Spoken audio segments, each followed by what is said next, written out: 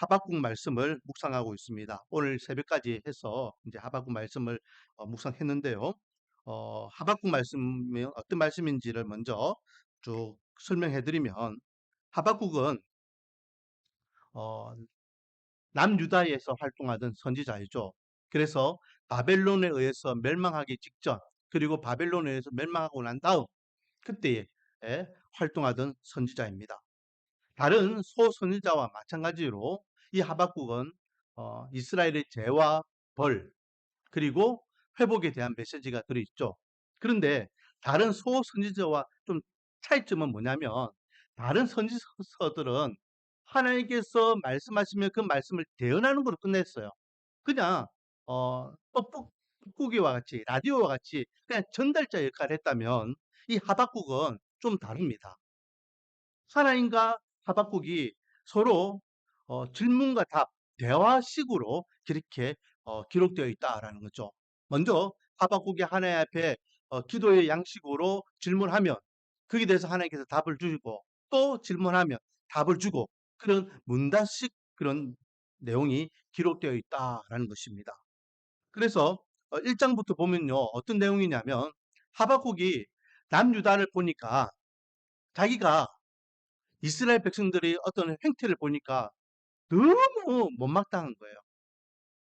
선지자들은, 거짓 선지자들이 판을 치고, 왕은 하나님을 무시하고, 그리고 제사장들은 자기 이익을 위해서 그런 종교 행위만 하고, 백성들은 그렇게 또 어, 위에 지도자들이 이끄니까 그 따라가고, 그래서 부정과 부패가 난무하고, 하나님의 백성, 하나님의 나라가 하나님의 백성, 하나님의 나라답지 않은 모습들이 너무나 많이 편배해 있더라라는 거죠. 읽지는 않았지만 1장 3절 4절 말씀 보면, 어찌하여 내게 제약을 보게 하시며 폐역을 눈으로 보게 하시나이까. 급할과 강포가 내 앞에 있고 변론과 분쟁이 일어났나이다. 이러므로 율법이 해이하고 정의가 전혀 실행되지 아니하오니, 이는 악인이 의인을 애워삼으로 정의가 굽게 하여 짐이니이다. 한마디로 이스라엘에 뭐가 없어졌다? 정의가 없어졌다. 그래서 질문하는 것이, 하나님, 내가 볼 때도 이스라엘 백성들 너무한데 이스라엘 백성들 놔두겠습니까? 이대로 놔두시겠습니까? 하나님의 민족, 하나님의 백성들 아닙니까? 이렇게 불의한 자들을 그냥 놔두시겠습니까? 라고 하며 하나님 앞에 그렇게 질문식으로 호소하고 있는 내용이에요. 그래서 5절부터 11절까지는 답을 주죠. 뭐라 답을 줍니까? 내가 이스라엘 백성들 혼내기 위해서 한 민족을 세운다. 갈대아 사람들 세우겠다. 라고 이야기합니다. 근데 이때 갈대아 사람은 누구죠? 바벨론을 이야기합니다. 그러나 이 바벨론은요, 멀리 있는 나라이고 아직까지 도시국가로서 사람들에게 알려지지 않은 나라예요. 그래서 그 갈대아인을 통해서 이스라엘 치시겠다라고 하는 것이 어떻게 보면 허무맹랑한 소리 같이 들릴 수 있어요. 그럼에도 불구하고 나는 이스라엘을 위하여, 이스라엘을 치기 위해서 이 갈대아인들을 들어서겠다라고 하시는 말씀이 5절부터 11절까지 1장에 그렇게 기록되어 있습니다. 그리고 이제 또 시간이 지나요. 시간이 지나서 1장 11절부터 12장 12절 이 사이에는요, 우리가 성경 읽을 때는 한 절의 간격이지만 11절과 12절이지만은 시간적으로는 많게는 몇 년, 작게는 몇 년, 많게는 또 수십 년이 지난 시간입니다. 그래서 12절부터 보면 이제 바벨론이라는 나라가 정말로 하나님의 말씀대로 이스라엘을 침공해가지고 이스라엘이 망합니다. 언제요? 586년에. 그래서 이제는 이스라엘의 속국이 되어서 바벨론에 의해서 핍박을 당하고 있는 시기예요. 그러니까 하박국이 어, 이제 바벨론이 이제 자기 민족을 억압하는 모습을 보니까 하나님께 호소합니다. 하나님, 이 바벨론을 들어서 이스라엘을 심판하시는 거 인정합니다. 하나님께서 그렇게 말씀하셨기 때문에 하나님께서 이 바벨론을 들어서시는 거 제가 알고 있습니다. 그런데 이 바벨론이 너무하잖아요. 해도 이렇게 너무하게 어 극악무도하게 우리 민족을 짓밟는 거 이거 놔두시겠습니까? 우리가 아무리 하나님 앞에 잘못했다 해도 그래도 우리는 하나님의 민족, 하나님의 백성들 아닙니까? 어떻게 이방인들의 발바닥에 이렇게 우리가 짓밟히도록 주님께서는 그냥 강간만 하십니까? 라고 하며 하나님 앞에 마치 들듯이 그렇게 막 쏘아붙이는 겁니다. 거기에 대한 말씀이 1장 12절부터 17절까지 내용이에요. 그리고 오늘 읽었던 본문 2장 내용이요. 야, 기다려라. 내가 다 알고 있다. 바벨론 내가 그냥 둘 것 같니? 바벨론은 그냥 이스라엘을 혼내기 위하여 야단치기 위한 해초리야. 해초리는 다 쓰고 나면은 꺾어서 버리면 되는 거야. 내가 바벨론 이거 다음에 안 물리고 새롭게 회복의 은혜 줄게. 라고 말씀을 주시는 대목이 2장의 전체적인 내용입니다. 자, 오늘 이제 2장을 읽었는데요. 그렇다면 하나님께서 이제 이 2장을 통하여서 우리에게 주시는 교훈이 뭐냐? 이 하박국은요, 우리가 성경을 읽을 때에 좀 많이 익숙하게 들었던 내용들이, 구절들이 몇 군데 있죠. 오늘 새벽에도 우리가 봤지만은 3장 같은 경우에 보십시오. 3장, 한 장을 넘기면 나중에도 다시 한번 보겠지만은 3장 17절부터 19절까지는 이게 우리 복음성에도 있는 내용입니다. 무화과 나무 잎이 마르고 포도 열매가 없고 외양간에 소가 없고 뭐 이런 가사 무화과 나무 잎이 마르고 찬양 들어보셨죠? 그 찬양의 가사가 바로 이 구절이에요. 그래서 제가 새벽에도 말씀드렸지만은 성경 구절을 그대로 가사를 해서 이게 곡을 붙여가지고 부르는 찬송을 경구 찬송이라 경구 성경 구절을 그대로 찬양으로 드리는 성경 찬송을 경구 찬송이라 하죠. 그리고 또 어, 3장 어, 3장 2절 말씀에 보면요. 어, 이런 구절도 있습니다. 여호와여 내가 주께 대한 소문을 듣고 놀랐나이다. 여호와여 주는 주의 일을 이 수년 내에 부응하게 하옵소서. 어, 부흥을 표로 내걸거나 아니면 우리 교회처럼 작은 교회 또 개척교회들이요. 이렇게 구호를 외치는 성경 구절이 바로 이 구절이요. 주님 수년 내에 부응하게 했어요. 수년 내에 부응하게 해달라는 그 구절. 이런 구절들. 이런 구절들이 이 하박국에 많이 우리가 익히 알고 있는 구절들이 기록되어 있는데 또 우리가 성경을 읽을 때에 아주 중요한 구절들이 오늘 본문에 나와 있습니다. 오늘 그 본문을 중심으로 해서 하나님의 말씀을 나눠보기를 원하는데 자, 첫 번째 오늘 본문을 통해서 주님께서 우리에게 주시는 교훈은요. 신앙의 뿌리는 믿음이다. 신앙의 뿌리는. 자, 보겠습니다. 제가 조금 전에 언급했던 대로 우리가 잘 알고 있는 성경 말씀을 오늘 하나님께서 하박국을 통하여 우리에게 주시는데요. 자, 4절 말씀을 같이 한번 읽어보겠습니다. 4절 시작. 보라, 그의 마음은 교만하며 그 속에서 정직하지 못하나 의인은 그의 믿음으로 말미암아 살리라. 아멘.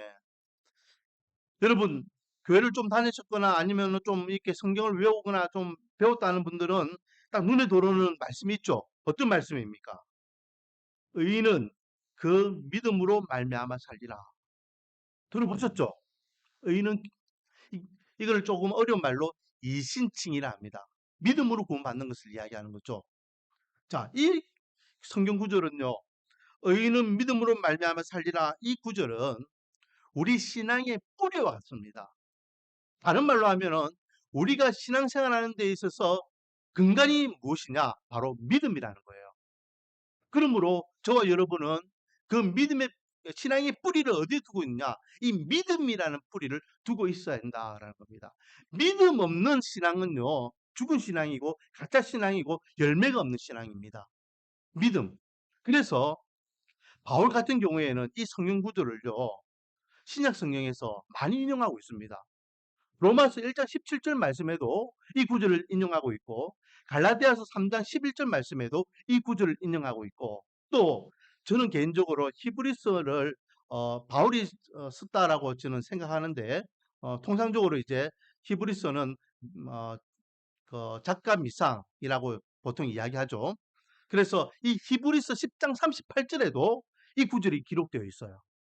그래서 사도 바울 입장에서는요, 저는 이제 히브리스를 사도 바울이 썼다라고 생각하니까, 어, 중요한 성경들, 로마서나 갈라디아서는 히브리서에 계속해서 오직 의인은 믿음으로 말미암아 살리라라는 이 구절을 인용하고 있는 거예요.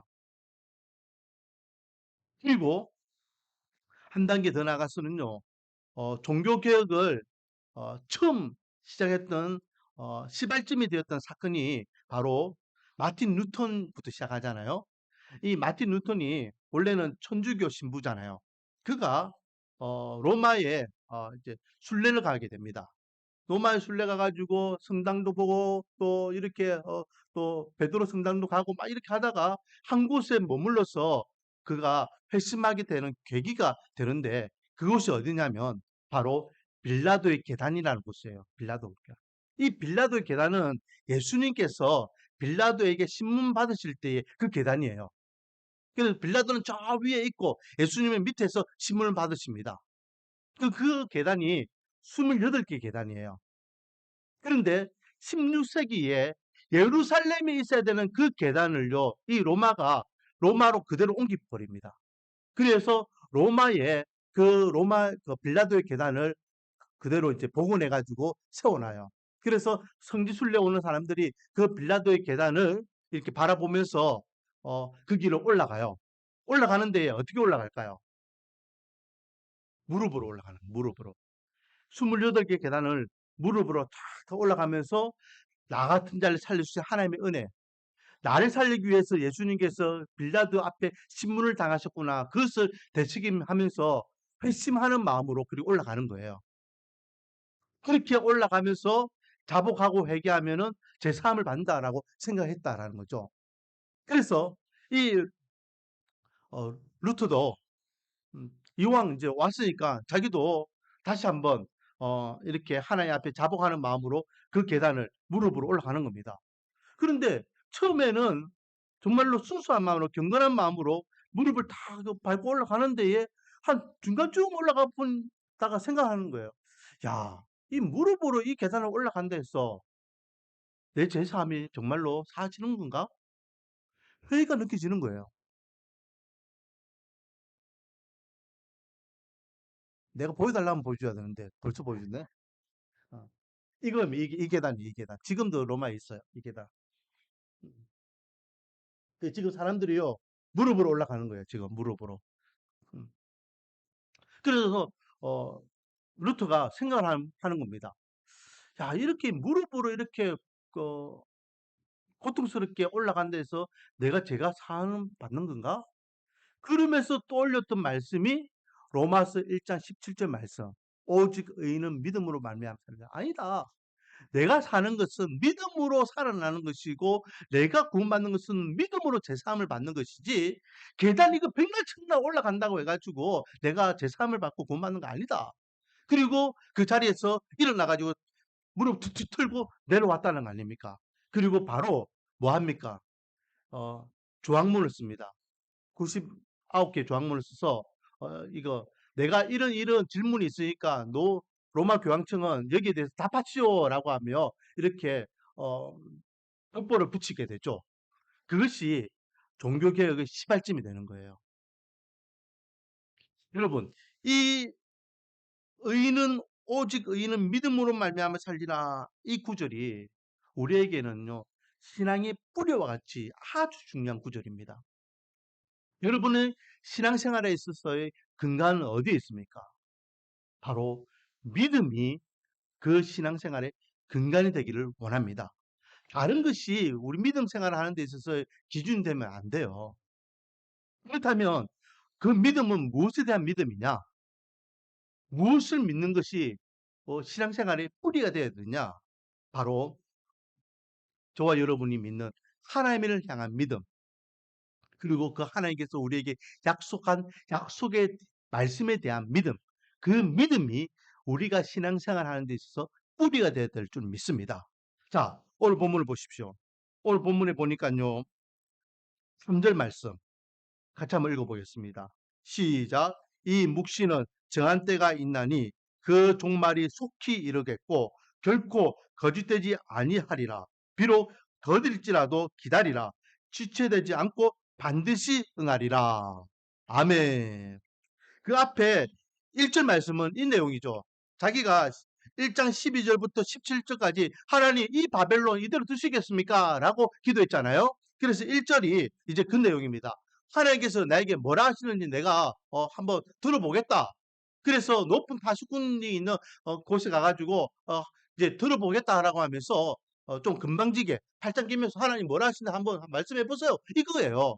그러니까 2절에 보면은 하나님께서 이제 말씀하시는 겁니다. 내가 너에게 말할 테니까 너는 그걸 기록해라.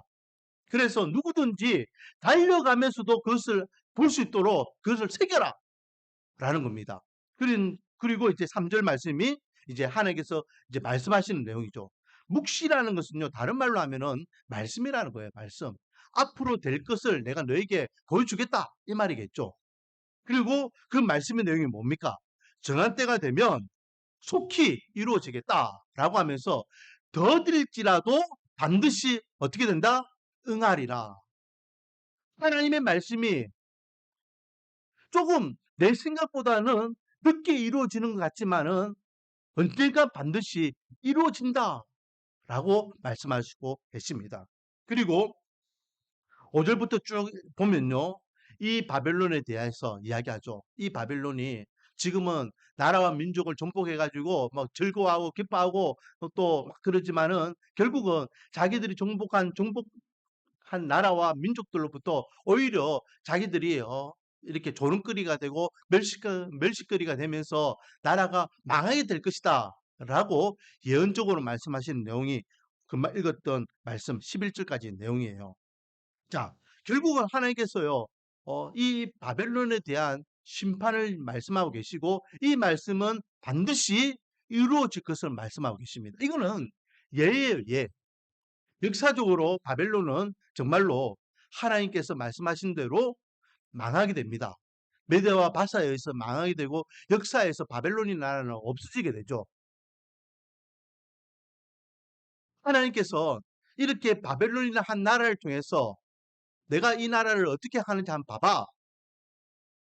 조금 더디지만은 내가 말한 대로 어떻게 이루는지 한번 봐란 말이야. 라고 말씀하시는 하나님께서 오늘날 우리에게 이것을 교훈 삼아서 말씀하시는 것이 자, 여러분, 우리는 매일매일 하나님의 말씀을 붙잡고 있습니다. 이 기록되어 있는 하나님의 말씀은 반드시 이루어짐을 믿으시기 바랍니다. 이 약속의 말씀은요, 우리가 생각할 때는 좀 더딜 수 있어요.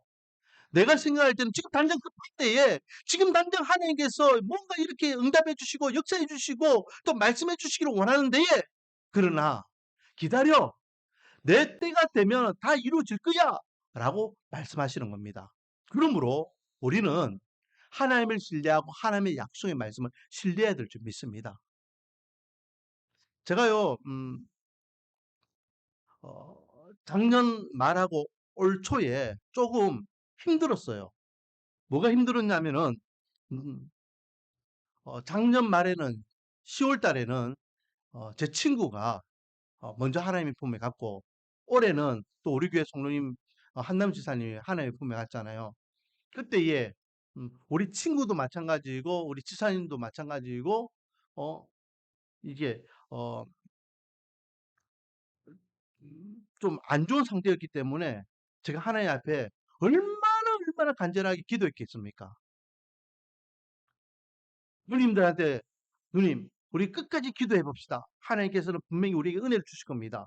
또 한남수 집사님, 따님 되시는 집사님에게는 우리 끝까지 놓치지 말고 기도합시다. 계속 그렇게 이야기하면서 제가 하나님 앞에 새벽마다 또 시간 될 때마다 얼마나 많이 기도했겠습니까? 그런데 하나님께서 그렇게 두 분을 데려가셨잖아요. 그러니까 한편으로는 하나님 저는 하나님의 말씀을 신뢰하고 하나님을 신뢰하는 목사 아닙니까? 특히 우리 교회는 말씀을 중요하게 생각하고 그렇게 설교재단 설교할 때마다 이렇게 강단상에서 그렇게 하나님을 신뢰하라, 하나님의 말씀을 신뢰하라라고 제가 외치는 데에 하나님 이거는 뭐죠? 내가 그렇게 간절히 기도하고 또 하나님을 향하여서 그렇게 기도하자라고 외쳤는데에 이거는 뭡니까?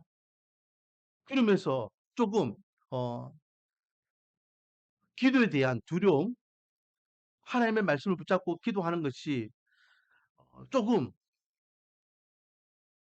힘이 빠지는 그런 상황을 경험했죠. 음. 사실은요. 기도는 경험이에요, 경험.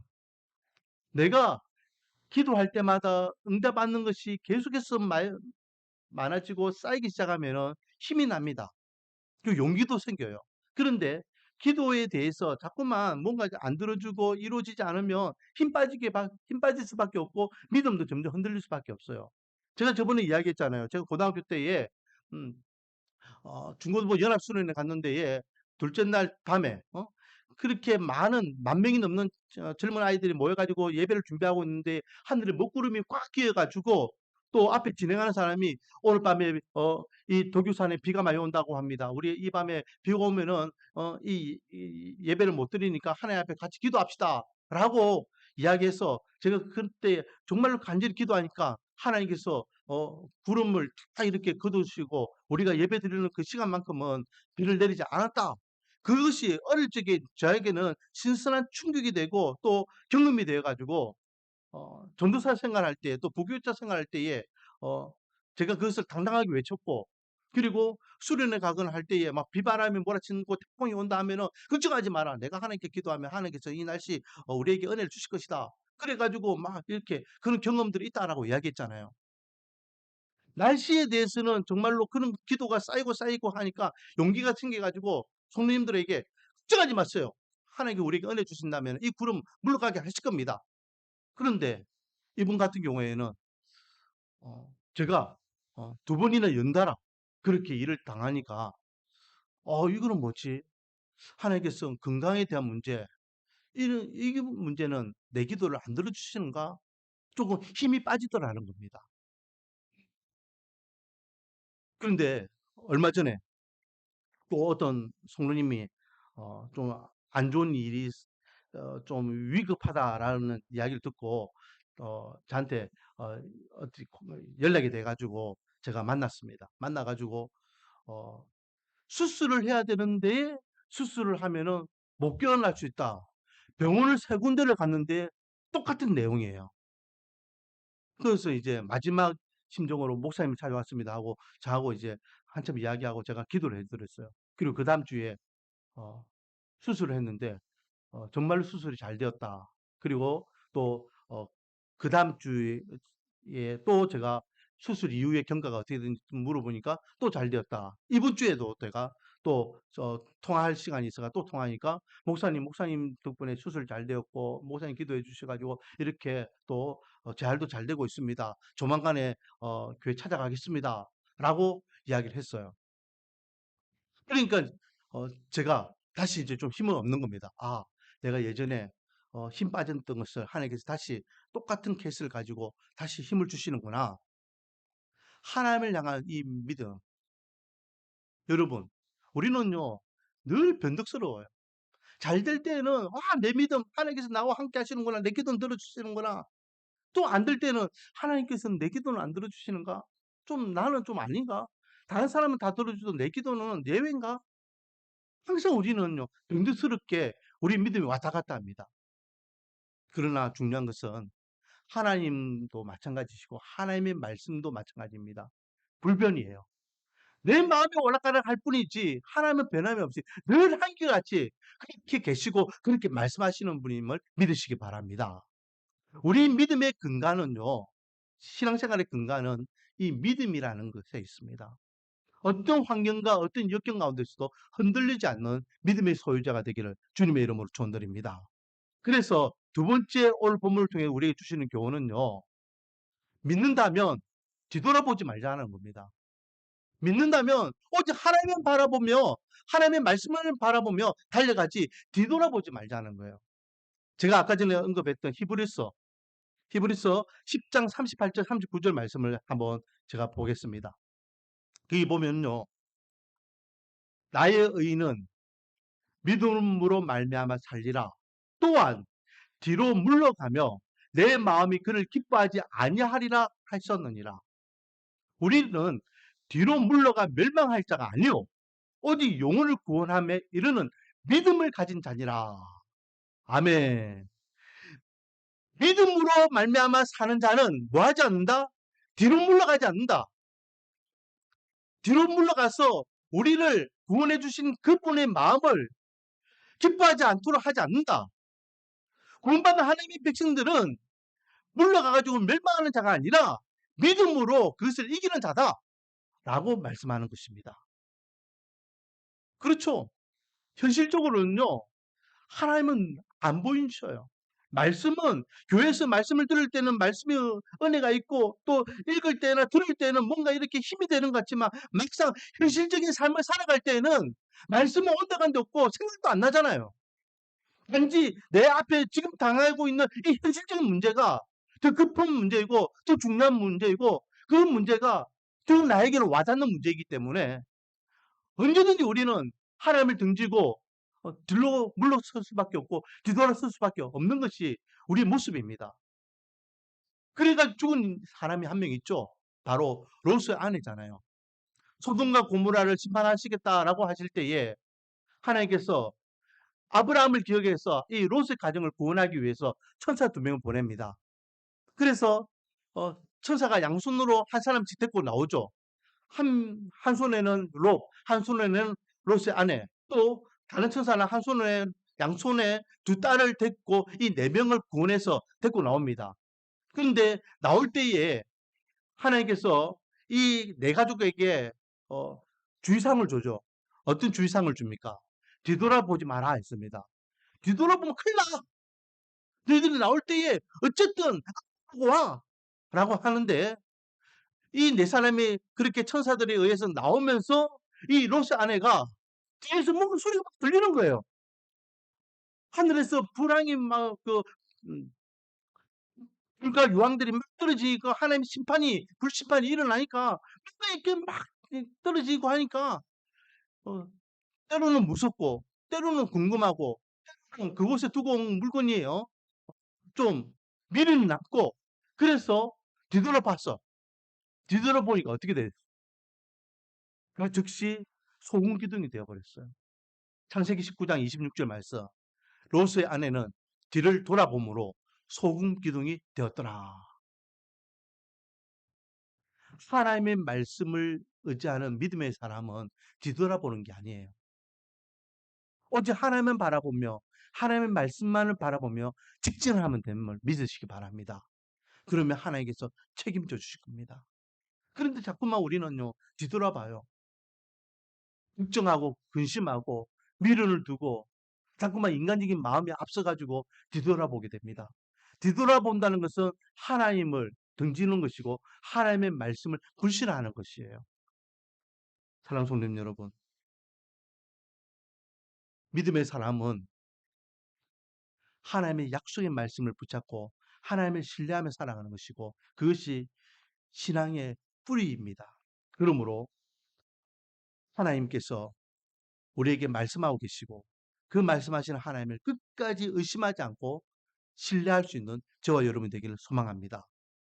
자, 제가 초두에도 말씀드렸지만 이 하박국은 바벨론에 대한 메시지가 담겨 있다라고 했죠. 바벨론은요, 지금 그 당시에 초강대국입니다. 바벨론이 멸망한다라는 것은 아무도 믿을 수 없는 거예요. 오늘날로 이야기하면 미국이 망한다고 생각해 보세요. 누가 믿겠습니까? 앞으로 얼마 있지 않으면 미국은 망할 것입니다. 이 땅에 이름조차 없을 만큼 완전히 사라지게 될 것입니다. 누가 믿겠습니까? 이 초강대국인데 그와 같은 나라가 이 당시에 이 하박국이 활동하던 시기에 이 바벨론이라는 나라예요. 어느 나라도 상대할 수 없을 만큼 엄청난 힘이 있는 나라인데 하나님께서는 이 바벨론을 내가 심판하시겠다라고 말씀하셔요. 그러니 지금 당장은 바벨론이 기세가 등등하여서 이스라엘을 짓밟고 있고 도토록 망할 것 같지 않으나 보이지만은 하나님의 약속의 말씀을 신뢰하는 하박국은 어떻게 합니까? 아까 전에 이야기했던 그 3장에 보니까 음, 지금은 비록 바벨론이 기사등등하게 있고 우리에게는 아무것도 없는 것 같이 보일지라도 그래서 소양간에 소가 없고 무화과나무에 열매가 맺히지 않냐고 포도나무에 열매가 맺히지 않냐고 내 소유에는 소산이 아무것도 없고 내게 주어지는 내 손에 잡히는 건 아무것도 없다 할지라도 약속의 말씀을 신뢰하면서 나는 기뻐하며 즐거워하며 찬양하리라 라고 고백하고 있는 찬양이 이 3장의 전체적인 내용이에요. 자, 제가 한번 읽어보겠습니다. 비록 무화과 나무가 무성하지 못하며 포도나무에 열매가 없으며 감람나무에 소출이 없으며 밭에 먹을 것이 없으며 우리의 양이 없으며 외양간에 소가 없을지라도 나는 여호와로 말미암아 즐거워하며 나의 구원의 하나님으로 말미암아 기뻐하리로다. 주 여호와는 나의 힘이시라. 나의 발을 사슴과 같게 하사 나를 나의 높은 곳으로 다니게 하시리로다. 아멘. 이 찬양의 고백이 저와 여러분의 고백이 되기를 원합니다. 하나님은 저와 여러분 힘이 되어 주실 줄 믿습니다. 지금 당장은 아닐지라도 더딜지라도 반드시 하나님의 약속의 말씀은 응해질 줄 믿습니다. 그 믿음을 붙잡고 믿음의 삶을 살아가는 저와 여러분 하나님께서 형통과 평탄의 은혜를 주심으로 나의 하나님이 어떻게 나와 함께 하시는지 내 인생을 책임져 주시는지 우리 가정을 책임져 주시는지 우리 교회를 책임져 주시는지를 경험하는 믿음의 산증인 되기를 주님의 이름으로 축원드립니다. 기도하겠습니다. 아버지 하나님, 우리가 말로만 믿음 할 것이 아니라 진짜 그 믿음이 우리 신앙생활의 근간이 되기를 원합니다. 우리가 믿는 하나님을 향한 믿음, 우리가 붙잡고 있는 이 약속의 말씀에 대한 믿음, 이 믿음이 결코 어떤 환경과 형편 가운데서도 흔들리지 않기를 원합니다. 누구 앞에 서든 어떤 환경 가운데서든 당당하게 고백하고 선포하고 이 믿음의 삶을 살아가기를 원합니다. 그래서 하나님의 약속의 말씀이 이루어짐을 통하여 나의 하나님을 간증하고 찬양하고 고백하고 감사할 수 있는 간증의 주인공, 기도응답의 주인공들이 다 될 수 있도록 은혜와 복을 다하여 주시옵소서. 예수님의 이름으로 기도드립니다.